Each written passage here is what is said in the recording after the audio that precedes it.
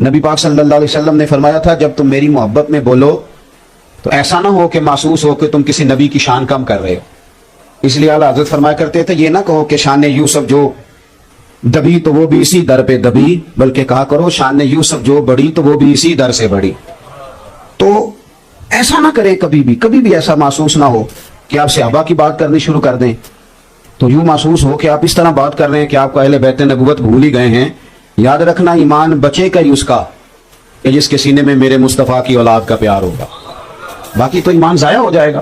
لیکن یہ شرط نہیں کہ آپ کسی صحابی کا تذکرہ ہی نہ کریں، ساری زندگی یہی کہتے رہیں کہ میں اہل بیت نبوت کا نوکر ہوں۔ تو بھائی آپ، اور اب تو خیر ایک اور بڑی بات ہو گئی ہے، ایک فرق لوگوں نے شروع کر دیا، کہتے در والے اور نے تے گھر والے تے تیری کنے ڈیوٹی لائی ہے نکھیڑن دی، اپنی بھی حیثیت کا تعین کرنا۔ کاکا تو کیا ہے؟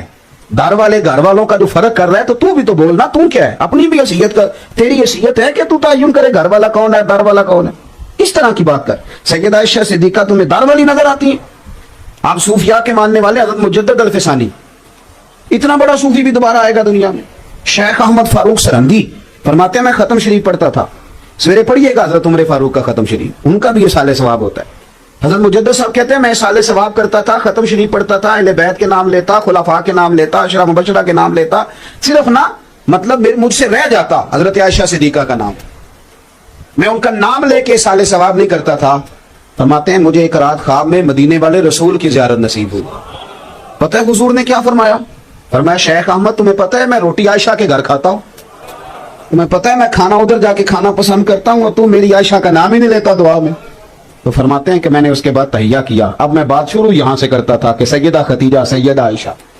تھوڑی احتیاط کریں، ہماری حیثیت کیا ہے، ہماری کیا حیثیت ہے؟ ہم فیصلہ کرائیں گے صحابہ اور اہل بیت کے بیچ، اپنے نظریات کو مضبوط کریں، اپنے عقائد کو مضبوط کریں۔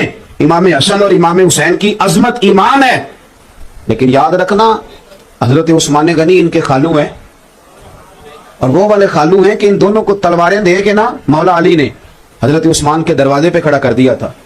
آپ اس بندے کی شان سمجھتے ہیں کہ جس کی حفاظت کے لیے حسن اور حسین کھڑے ہیں تلواریں لے؟ آپ مقام کو سمجھیں، حضرت سیدنا عثمان غنی رضی اللہ۔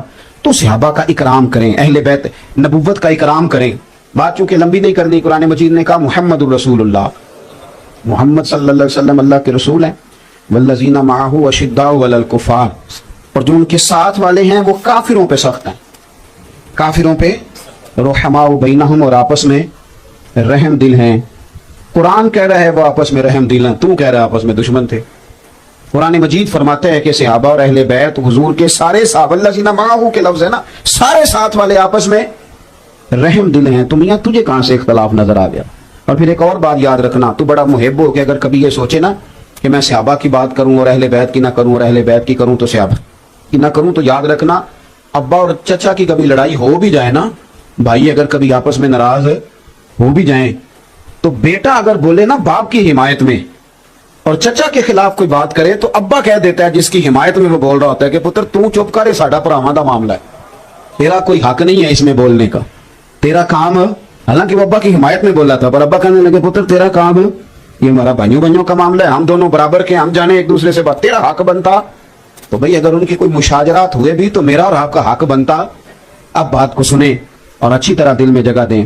قُلْ لَا أَسْأَلُكُمْ عَلَيْهِ أَجْرًا إِلَّا الْمَوَدَّةَ فِي الْقُرْبَى، قرآن نے نص بیان کر دی، محبوب اپنے غلاموں سے کہہ دو کہ میں تبلیغ رسالت پر تم سے کوئی اجر نہیں مانگتا، إِلَّا الْمَوَدَّةَ فِي الْقُرْبَى، اگر کچھ کرنا ہے تو میرے قریبیوں سے پیار کرتے رہنا۔ میں آپ کو ایک بات عرض کروں، پیار جو ہوتا ہے نا وہ اپنا روپ خود اختیار کرتا ہے، وہ اپنا روپ خود اختیار کرتا ہے۔ 5000 روپیہ 10 محرم کو کسی مسجد میں بڑی نیکی کر کے لنگر میں آپ نے دے دیا تو امام حسین کا پیار پورا ہو گیا، ختم ہو گئی بات۔ چودھری صاحب تو جا کے دیکھتے بھی نہیں کون سی پک رہی ہے امام حسین کے نام، ہاں نہیں دیکھتے۔ آپ دوستوں کے لیے جب دعوت پکاتے ہیں تو آپ ہوٹل تلاش کرتے ہیں، مرضی کا آرڈر دیتے ہیں، اور امام حسین کے نام کی نیاز آپ نے پکائی ہے تو آپ کا تو لنگر کے معاملے میں وہ رویہ نہیں ہے جو ہونا چاہیے تھا۔ میں دور تو جاتا نہیں، میں تو ابھی لنگر پہ ہوں، یہ محفل میں جا کے نا تو اس نے 2000 روپیہ پھینک دیا قاری صاحب پہ، تو جو کہتا ہے میرا عشق پورا ہو گیا امام حسین کے ساتھ، چھٹی ہو گئی بات۔ او خدا کے بندے، امام علی مقام کے ساتھ تیرا پیار۔ میری اماں بالکل پڑھی لکھی نہیں تھی، بالکل پڑھی لکھی نہیں تھی، खीर पकती थी 10 मुहर्रम को, अम्मा कहती थी ठूठियां भी जरूरी हैं, और फिर मेरी अम्मा कहती थी इसने लंगर बांटना है वो पहले वुजू कर ले, ये मेरे नबी की औलाद के नाम का लंगर। मैं कई दफा दलीलें देता था, वो उन्होंने नहीं पढ़ा था किसी किताब में। मैं कई दफा अम्मा जी ये वुजू नहीं है जरूरी, तो कहने से पुत्र तेनों नहीं पता, ए हुसैन पाक दी गल। यहाँ तो अब माहौल ही, हमारा रवैया ही कोई नहीं, कैफियत ही नहीं। आला हजरत फाजिल बरेलवी रहमतुल्लाह अलैह ने 1000 किताब लिखी है, वो अर्जियात पर भी बहस करते हैं, और वो हमें जुग्राफिया भी बताते हैं, और वो हर लिहाज में मुसलमानों के रहनुमा हैं। कुछ लोग किताबें पढ़ते पढ़ते खुश्क भी हो जाते हैं, ये भी बड़ा नुक्स वाकया होता है, खुश्की रह जाती है, शेर व सुखन का कोई ज़ौक बाकी नहीं रहता। आला हजरत बरेलवी गौस पाक के नाम का लंगर था, गौस आजम की शरीनी समझ लें, जिस तरह अब तो खैर वो नहीं रहा, पहले होता था कि वो शक्कर पारे ले आते थे 11वीं वाले दिन, लोग उस पर खत्म हो मखाने आ जाते थे, तो वो शरीनी थी थोड़ी सी, गौस पाक के नाम की, खत्म शरीफ हो गया उस पर, तो उसका एक टुकड़ा जमीन पे गिर गया। मेरी बात पे गौर करना, मैं आपको मलंग की बात नहीं बता रहा, उस बंदे की बात बता रहा हूं कि जो हर वक्त दलाइल की दुनिया में रहते हैं, जो बराहीन की दुनिया में रहते हैं, जो कलम के पेचोताब से पूरे आगाह हैं, जिन्हें बात करने का ढाब और सलीका मुकम्मल दलाइल के साथ आता है, लेकिन थोड़ी सी शरीनी गौस पाक के नाम की जमीन पे गिर गई। तो आला हज़रत रहमतुल्लाह अलैह जमीन पे उतरे, हाथ नहीं लगाया, सर झुकाया, और फिर अपनी जुबान के साथ शरीनी उठाई, तो साथ दाएं बाएं जो शागिर्द मुरीद बैठे थे कहने लगे हुजूर ये वाला रंग तो पहली दफा देखा है। आप फरमाने लगे जो तुमने पहले सारे रंग देखे हैं वो इसी रंग का सदका है, ये इसी रंग का सदका है जो तुमने पहले सारे देखे हैं। कैफियत ही नहीं है। हुजूर की औलाद की तो बात करें, नबी पाक की औलाद की। हुजूर मुफ्ती आजम हिंद फरमाया करते थे, मुझे याद नहीं कि मैंने कभी हुजूर की औलाद का नाम बगैर वुजू के जुबान से अदा किया हो।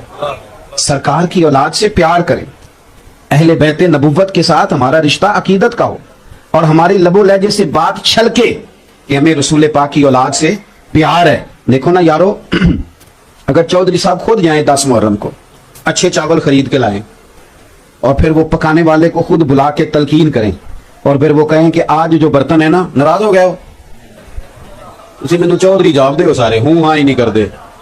और मेरी बात सुनो साहब, बात को समझो, बेटी की शादी हो तो बंदा पूरे जोबन पे आ जाता है, वो कहता है कि खास शय होनी चाहिए, कोई खास प्यार है ना बेटी से, तो प्यार बतलाता है कि अब्बा खुद गया सारी चीजें खरीदने, वो खुद गया हर सारे काम करने। चलो मैं आपको अपनी बात बताता हूँ, अभी की ताजी, मैं कभी घर कोई चीज नहीं लेके गया था, कभी भी, बहन भाई बीवी वो उनकी ताकत नहीं कभी मुझे कह दे कि आंधी बारी फलानी शय ले आए। जब से बच्चे हुए ना वो जो मर्जी ऑर्डर लगा देते, जो मर्जी। एक दो दफा मैंने उनकी अम्मा से कहा इन्हें मना करो, कहती तुम आप ही कर लो, बात को समझे। और कई दफा उतरता हूँ गाड़ी से, उनकी मर्जी की चीज लेता हूँ, घर तो दाखिल होना है कि नहीं, बिगड़ जाते हैं, ना लेके आए बिगड़ जाते हैं। मैं मुल्तान शरीफ था परसों तरसों, और सबसे छोटे वाले ने मुझे कहा कि कार तां बढ़िया जे मेरी गड्डी लेके आनी जे। वो कार देख ली किसी की, तो मैं आधी रात को ढूंढता फिरता था कि इसकी गाड़ी मिल जाए ताकि मैं तो ये प्यार है ना, प्यार आपको बहुत सारे काम कराता है जो आप पहले ओ यार इमाम हुसैन से प्यार हो जाए, और फिर किसी पुत्र का नाम बंदा गुलाम हुसैन ना रखे, फिर कभी उसको शौक ना पैदा हो कि मैं खुद जाऊं जाके बाजार से चावल खरीदूं। आज मैंने जो है वो जो टेंट के बर्तन है उनमें लंगर नहीं देना, आज मैंने बीवी से कहना जहेज वाले निकाल, इसलिए कि इमाम हुसैन की नियाज बांटनी है। तेरा पता तो चले ना तुझे इमाम हुसैन से प्यार है, लेकिन तू खुल के तकरीर करे और खुल के वहां मैं सट के आया पूरा 1000 रुपया इमाम हुसैन ना प्यार जो सी ओ भाई उनते 1000 रुपया बाल बर्गरां ते ला चढ़ देने, और बहुत गई खत्म हो गई बात। तो आपका प्यार छलके, आपकी तबीयत हो। मैं कहता हूं क्यों ऐलान करना पड़े इमाम साहब को हर साल के लिए इमाम हुसैन की नियाज दिलानी है, क्यों उनको ऐलान करना पड़े हर साल, क्यों कहना पड़े? यकम मुहर्रम होते ही मैं खुद क्यों नहीं मस्जिद जाता कि हजरत ये मेरी तरफ से हिस्सा है, बताएं इमाम हुसैन के नाम की महफिल कब करनी। प्यार छलके ना। सुनो, बड़ा कर्वफर था हजरत उमर बिन अब्दुल अजीज का, 2 टोक बात करते थे, 2 टोक। जिस दिन पहले दिन खलीफा बने अपनी बीवी से कहने लगे, वो एक बादशाह की बहन थी हजरत उमर बिन अब्दुल अजीज की बीवी, और एक बादशाह की बेटी थी, और तीसरे बादशाह की वो बीवी बन गई। तो अपनी बीवी से कहने लगे पहले दिन खलीफा बने कि तुझे उम्र चाहिए कि तुझे दौलत चाहिए? कहने लगी नहीं मुझे उम्र ही चाहिए। तो फरमाने लगे ला फिर सारा जेवर मैंने माले गनीमत में जमा करना है। फिर कहने लगे तुझे घर चाहिए कि तुझे उम्र चाहिए? कहने लगे जी मुझे उम्र ही चाहिए। फरमाने लगे ये मकान बड़ा आलीशान है, ये माले गनीमत में देना है, तो मेरे साथ झोंपड़े में रह सकती है तो आ जाओ। उसने कहा ठीक है। 2 टोक बात, 2 टोक। आपके खानदान का एक बंदा आ गया बनु उमैया का, उसने आकर के कहा कि मेरी जायदाद है थोड़ी सी, तो आप मेरी सिफारिश कर दें। खानदान का बंदा था ना। आपने वजीर को बुलाया, और जो बाहर हारिस खड़े थे जिनको आजकल हम बॉडीगार्ड कहते हैं, ये भी शौक है। अब तो पीरों मौलवियों को भी लग गया है कि 2-4 गन मैन हो तो पता चलता है बंदा को तगड़ा आया है। ये तो अब मजहबी लोगों में भी आ गया। तो वो जो बाहर हारिसीन खड़े थे, पहरेदार खड़े थे, हजरत उमर बिन अब्दुल अजीज ने उनको बुलाया, फरमाया ये मेरे चाचा का बेटा अंदर कैसे आया? मैंने कहा हुजूर आपके चाचा का बेटा। फरमाया सारी दुनिया अंदर आ जाए, मेरे खानदान वाले को सिफारिश लेके आए तो उन्हें अंदर ना आने देना, इसलिए कि ये खानदान की हुकूमत नहीं, ये रसूलुल्लाह के नाम की हुकूमत है। खबरदार कोई बंदा करीब ना फटके। इतना तगड़ा बंदा, इतने बड़े उसूल कायदे, बच्चों को कह दिया कि अगर तुम मेरे साथ गुजारा कर सकते हो रूखी सूखी पे तो करो, नहीं तो ये दरवाजा खुला, निकल जाओ। सारी दलेरियां, चौधराहटें, कहानियां अपनी जगह। लेकिन हजरत अब्दुल्ला बिन हसन, ये इमाम हुसैन की औलाद में से हैं, इमाम हसन की औलाद में से, ये 16 साल का नौजवान, काली स्याह जुल्फें, दाढ़ी अभी पूरे चेहरे पे फैली नहीं, जब अंदर कदम रखा तो हजरत उमर बिन अब्दुल अजीज, किसी को जुर्रत नहीं अंदर आ सके, लेकिन इस बंदे ने कदम रखा तो हजरत उमर बिन अब्दुल अजीज फौरन कांपने लगे, उठे। चौधराहटें परा परा होती हैं, साहब ये रसूलुल्लाह का घराना है, तू बड़ा है तो तू कहीं और होगा, ये नबी पाक का घराना है। उठे, अपनी तख्त पे शहजादे को बिठाया, कहने लगे हुजूर आप हुजूर की औलाद हैं, आपने क्यों तकलीफ की आने की? तो कहने लगे हुजूर आप बड़े उसूल पसंद है, मेरा बिल्कुल जायज काम था, मैं उसके लिए हाजिर हुआ हूं। तो कहने लगे शाह जी आपने आज के बाद या मुझे किसी के हाथ पैगाम दे देना है या कोई रुका लिख देना है, हुक्म करेंगे तो उमर बिन अब्दुल अजीज चल के आपके पास आएगा। चौधराहटें दूर दूर हैं, उसूल दूर दूर हैं, कायदे दूर दूर हैं, वो जो नाफिज करने वाली चीजें हैं वो दूर दूर हैं, पर ये खानदान रसूल है, ये खानदान है। लेकिन हजरत उमर से तगड़ा बंदा कौन होगा? हजरत फारूक आजम से बड़ा बंदा भी कोई होगा? मोहब्बत छलकती। हजरत उमर फारूक बचत करते थे, हमेशा बचत की उन्होंने। उनकी बीवी एक जगह से, अरब के अंदर खुशबू बड़ी महंगी है, आज भी बड़ी महंगी है, मस्जिद नबी शरीफ में सोने वाली दुकान के साथ खुशबू वाली दुकान, जितना किराया वो देता है उतना किराया ये खुशबू वाला दे, बड़ा महंगा काम है खुशबू। वो खुशबू आई, घर में आ गई तो हजरत उमर फारूक अपनी अहलिया से कहने लगे कि वो खुशबू दे दे, मैंने एक सहाबी की बीवी की ड्यूटी लगाई है कि वो तोल तोल के सहाबा में बांट दे। तो हजरत उमर की औरतों का आपको पता होता है ना, वो कहनी मैंने उन्हें जांच मंडन दी। वो कहने लगी सहाबी की बीवी ने जो बांटनी है तो मैं नहीं बांट सकती। आपने फरमाया मुझे तेरी दयानत पे कोई शक नहीं, पर तू मुझे दे दे, एक सहाबी की बीवी की ड्यूटी लगाई है, बांट देगी। वो खातून कहने लगी मैं क्यों नहीं बांट सकती?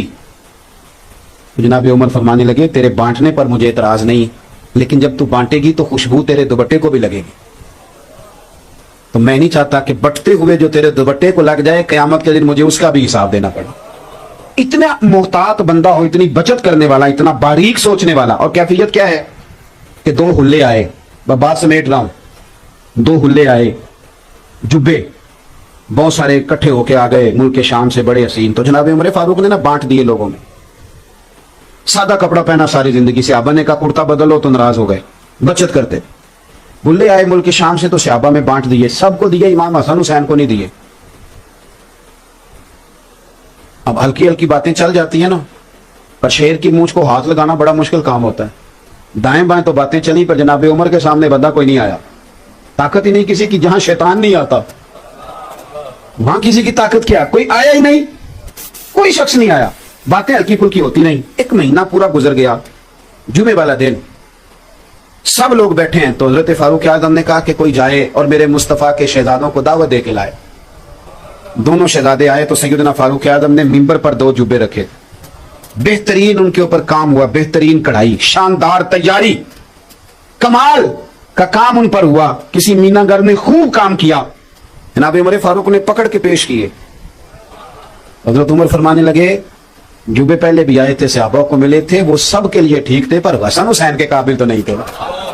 फरमाया मैंने ना उसी दिन आर्डर दिया था, मैंने कभी आर्डर पे कोई चीज नहीं बनवाई, और मैंने उस बंदे से कहा था कि ये ना शहजादा रसूल के लिए, टाइम चाहे ज्यादा लगा लेना पर जरा सोने करके बनाना।